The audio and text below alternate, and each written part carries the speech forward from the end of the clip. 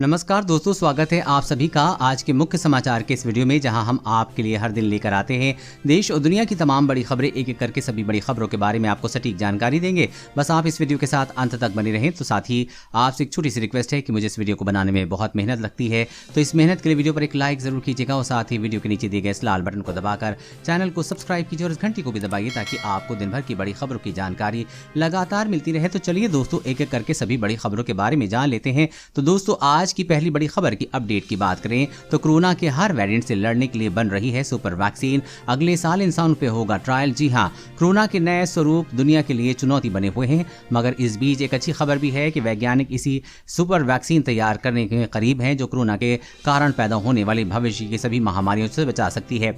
इस टीकों का चूहों पर सफल ट्रायल किया जा रहा है और टीकों को अमेरिका की नॉर्थ कैरोलिना यूनिवर्सिटी में तैयार किया गया है।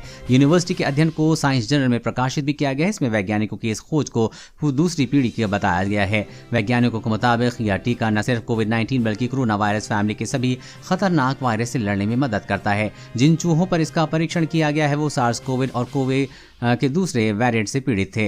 वैक्सीन वैज्ञानिकों ने अगले साल तक इंसानों पर इसके परीक्षण की उम्मीद जताई है। यूनिवर्सिटी के वैज्ञानिकों का मानना है कि कोरोना वायरस को नया विश्व रूप भविष्य में नई महामारी को जन्म दे सकता है। इस तरह से खतरे को रोकने के लिए उन्होंने इस टीके को बनाया है। और अगली बड़ी खबर की बात करें तो एलएसी पर चीन की सीनाजोरी, बड़ी संख्या में चीनी सैनिकों का जमावड़ा, भारत ने कही ये बात। जी हाँ, चीन की हठधर्मिता से भारत व चीन के बीच रिश्तों में नए सिरे से तनाव फैलने लगा है। पिछले वर्ष विदेश मंत्री एस जयशंकर और चीन के विदेश मंत्री के बीच बैठक में पूर्वी लद्दाख स्थित वास्तविक नियंत्रण रेखा यानी कि एलएसी पर फैले तनाव को दूर करने के लिए जो सहमति बनी थी वो अब उससे मानने से इनकार कर रहा है। यही नहीं, चीन सीमा पर बड़ी संख्या में सैनिक तैनात नहीं करने के लिखित वादे का भी पालन नहीं कर रहा है। एलएसी के कई क्षेत्रों में चीन ने नए सिरे से सैनिकों की तैनाती भी कर दी है और उल्टे मौजूदा तनाव के लिए भारत पर ही दोषारोपण करने लगा है। भारतीय विदेश मंत्री जयशंकर ने भी चीन के रवैये को देखकर निराशा जताई है और चीन को याद दिलाया है कि वो लिखित वादे पर अमल करे। उन्होंने कहा कि चीन की तरफ से लद्दाख स्थित एलएसी पर बड़े पैमाने पर चीनी सैनिकों की तैनाती हुई है, जबकि दोनों देशों के बीच ये समझौता हुआ है कि वो सीमा पर बड़ी संख्या में सैनिकों की तैनाती नहीं करेंगे। और अगली बड़ी खबर की बात करें तो पीएम गरीब कल्याण योजना नवंबर 2021 तक मिलता रहेगा फ्री राशन, कैबिनेट ने दी मंजूरी। जी हाँ, कोरोना संकट के बीच केंद्र सरकार ने गरीब परिवारों को बड़ी राहत दी है। प्रधानमंत्री गरीब कल्याण योजना के तहत देश की 80 करोड़ आबादी को फ्री राशन अब नवंबर 2021 तक मिलता रहेगा। आज केंद्रीय कैबिनेट की बैठक में इस प्रस्ताव पर मुहर लग गई। योजना के तहत फ्री राशन मिलने की अवधि को 5 महीने तक के बढ़ा दिया गया है। पहले योजना के तहत जून 2021 तक गरीब परिवारों को फ्री राशन मिलना था। प्रधानमंत्री गरीब कल्याण योजना के तहत गरीब परिवारों को 5 किलो मुफ्त खाद्यान्न उपलब्ध कराया जाता है। इस योजना का लाभ देश के 80 करोड़ लोगों को देने का लक्ष्य है। राशन कार्ड पर मिलने वाले तय कोटे के अतिरिक्त ये 5 किलो अनाज फ्री में दिया जाता है। और अगली बड़ी खबर की बात करें तो डेल्टा प्लस के खतरे का अंदाजा लगाना होगा मुश्किल, चिंतित हुआ सरकारी अमला। पूरी दुनिया में 205 केस। जी हां, कोरोना वायरस के डेल्टा वेरिएंट ने पहले ही भारत समेत दुनिया के कई देशों में तबाही मचा के रखी हुई है। अब इसका डेल्टा प्लस वेरिएंट भी सामने आ गया है। इसके मामले तो अभी ज्यादा सामने नहीं आए, लेकिन खतरे की आशंका ने सरकारी अमले को चिंता में डाल दिया है। पूरी दुनिया में डेल्टा प्लस वेरिएंट के सभी 205 केस मिले हैं, जिनमें से भारत में पाए गए 40 मामलों में शामिल है। एक दिन पहले ही भारत में ये संख्या 22 थी। कोरोना वायरस के वेरिएंट की पहचान की पुख्ता प्रणाली होने के बावजूद उससे होने वाले खतरे का पता लगाना बड़ी चुनौती है। किसी वेरिएंट के प्रभाव का पता लगाने में 3 से 4 महीने का समय लग जाता है, तब तक वो खतरनाक रूप धारण कर चुका होता है। भारत से डेल्टा प्लस कोरोना वायरस के संबंध में चौंकाने वाले तथ्य सामने आ रहे हैं, जिसके चलते केंद्र ने राज्यों को कोरोना टेस्टिंग बढ़ाने की सलाह दी है। डेल्टा और कोरोना वायरस के दूसरे वेरिएंट लोगों की जान के लिए जोखिम बने हुए हैं, क्योंकि इससे संक्रमण बहुत तेजी से फैल रहा है। और अगली बड़ी खबर की बात करें तो कोरोना वैक्सीन लेने वालों को फ्लाइट किराए में मिलेगी 10% की छूट, ऐसे उठा सकते हैं फायदा। जी हाँ, कोरोना संक्रमण के चलते फैली वैश्विक महामारी से बचाव के लिए वैक्सीन के दोनों डोज लेना अनिवार्य है।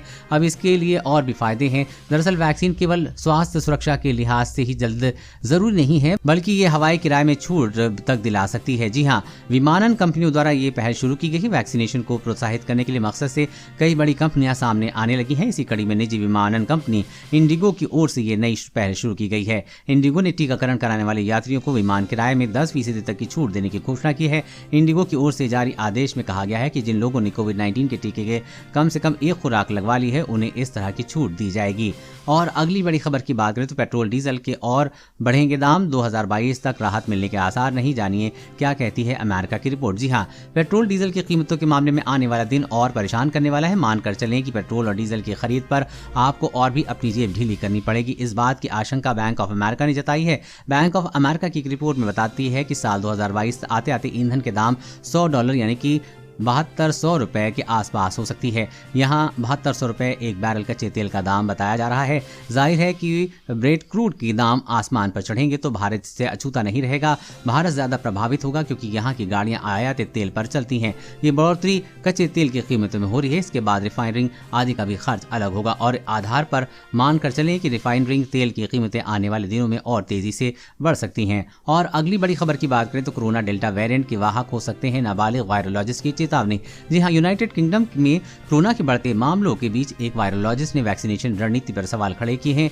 एक तरफ जहां सरकार वैक्सीनेशन स्पीड बढ़ाने की कोशिश कर रही है, वहीं हालिया डेटा में सामने आया है कि वायरस का प्रसार 30 साल के कम उम्र के लोगों में बढ़ा क्योंकि उनमें वैक्सीनेशन कम हुआ है। अब सरकार 18 से ऊपर सभी का वैक्सीनेशन कर रही है। ऐसे में 18 से कम उम्र के बच्चे वायरस के वाहक हो सकते हैं। सरकार का मानना है कि देश की 70% आबादी का वैक्सीनेशन हो जाए तो तीसरी लहर कमजोर पड़ जाएगी। लेकिन जूलियन तांग का कहना है कि सरकार अभी 18 साल वालों को ही वैक्सीन कर रही। ऐसे में अगर वैक्सीनेशन के बाद वयस्क आबादी सुरक्षित हो गई तो डेल्टा वेरिएंट का प्रसार नाबालिगों में सबसे ज्यादा होगा। डेल्टा वेरिएंट के वाहक स्कूली बच्चे हो सकते हैं, यानी कि इस आयु समूह में कोरोना वायरस का प्रसार बढ़ सकता है।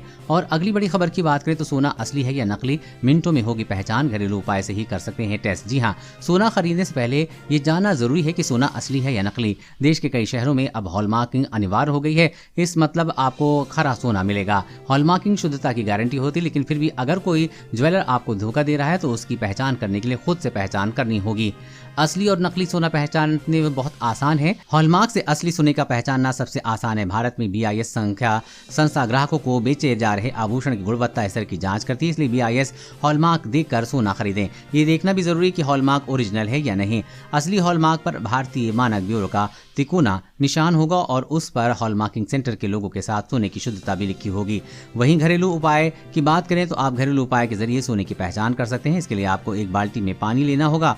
अब इसमें सोने के गहने को डालें और गहना डूब जाए तो समझिए कि सोना असली है। वहीं अगर ये कुछ देर तैरता रहे तो समझिए सोना नकली है। दरअसल सोना कितना भी हल्का हो, कितना भी कम मात्रा में हो, पानी में हमेशा डूब जाएगा। और अगली बड़ी खबर की बात करें तो जिस लैब से कोरोना वायरस फैलने की जताई गई आशंका, चीन ने उसे शीर्ष अवार्ड देने के लिए किया नामजद। जी हाँ, कोरोना वायरस की उत्पत्ति कैसे हुई और वायरस कैसे फैला, इसे लेकर कई विश्लेषकों की एक राय यह है कि ये वायरस सबसे पहले चीन की वुहान शहर में स्थित लैब से फैला था। हालांकि लैब से वायरस लीक होने के आशंका के बीच अब वुहान स्थित इंस्टीट्यूट ऑफ वायरोलॉजी की टीम के सबसे बेहतरीन वैज्ञानिक अवार्ड के लिए नॉमिनेट किया गया है। चाइनीज एकेडमी ऑफ साइंसेज ने वुहान इंस्टीट्यूट ऑफ वायरोलॉजी को कोविड-19 पर बेहतरीन रिसर्च करने की दिशा के लिए प्रयासों के लिए शीर्ष अवार्ड देने के इरादे से उसे नामित किया है। कोरोना के कारण विवादों में रही वुहान लैब को अवार्ड के लिए नामित करना दुनिया भर में चर्चा का विषय बना हुआ है।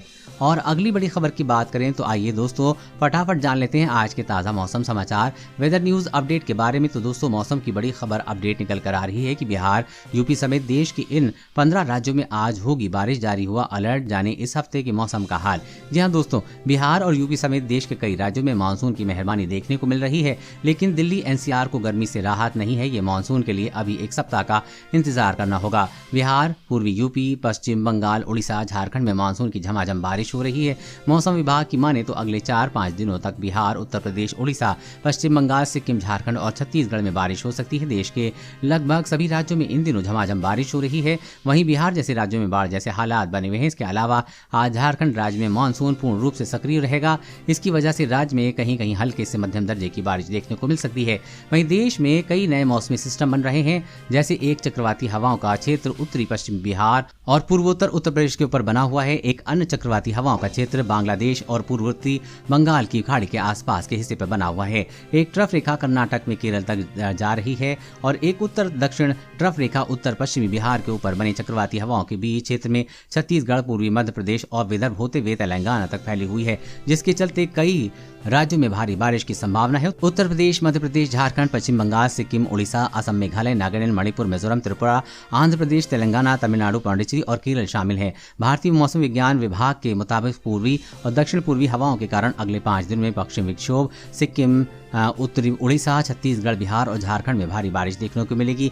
वहीं अगले 24 घंटे के दौरान तटीय उड़ीसा और पूर्वी दक्षिण मध्य प्रदेश के कुछ हिस्सों में, विदर्भ के कुछ हिस्सों में, केरल के अलग अलग हिस्सों में, उप हिमालयी पश्चिम बंगाल, सिक्किम, असम और मेघालय में हल्की से मध्यम बारिश के साथ 1-2 स्थानों पर भारी बारिश हो सकती है। आंतरिक उड़ीसा, बिहार, झारखंड, मराठवाड़ा, पश्चिम मध्य प्रदेश, दक्षिण पूर्व राजस्थान, दक्षिण गुजरात, कोंकण और गोवा, तटीय कर्नाटक, अंडमान और निकोबार द्वीप समूह, तेलंगाना, आंध्र प्रदेश, आंतरिक कर्नाटक और तमिलनाडु में हल्की से मध्यम बारिश हो सकती है। दोस्तों, आज की खबरों में बस इतना ही। इसी तरह हर रोज काम की खबरें जानने के लिए आप हमेशा हमारे साथ जुड़े रहें। हमारे साथ जुड़ने के लिए वीडियो के नीचे दिए गए लाल बटन को दबाएं और साथ ही इस घंटी को भी दबाइए ताकि आपको हर खबर की सटीक जानकारी मिल सके।